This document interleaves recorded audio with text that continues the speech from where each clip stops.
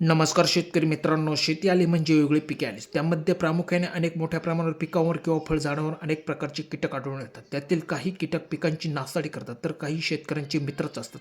आज आपण या व्हिडिओच्या माध्यमातून शेतकऱ्यांचे कोणते कीटक मित्र आहेत हे या व्हिडिओच्या माध्यमातून माहिती देण्याचा प्रयत्न करणार आहोत. जर तुम्ही शेतकरी असाल तर हा व्हिडिओ खास तुमच्यासाठीच आहे. व्हिडिओ आवडल्यास सबस्क्राईब करून लाईक, शेअर, कमेंट्स करा. व्हिडिओ स्किप न करता बघा, आपल्याला पूर्ण माहिती मिळेल. तर चला जाणून घेऊया.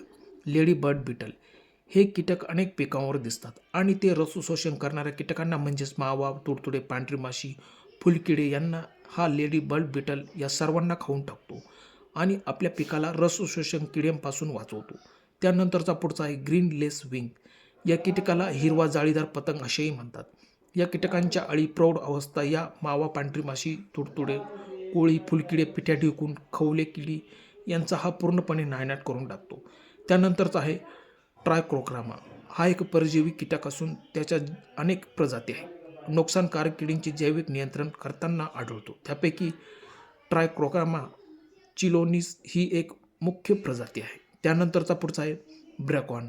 ब्रॅकॉन या मित्रकिडीचा वापर कापसावरील बोंडअळी, भेंडीवरील सेंडा व फळे पोखरणारी अळी, भात, मका व ऊसावरील खोडकिडा व अशा अनेक पतंगवर्गीय किडींच्या नियंत्रणासाठी याचा उपयोग होतो.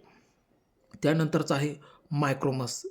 या कीटकाचा वापर करून मावा, लोकरी मावा या किडींचे नियंत्रण करता येते. हा पतंगवर्गीय कुळातील परभक्षी कीटक आहे.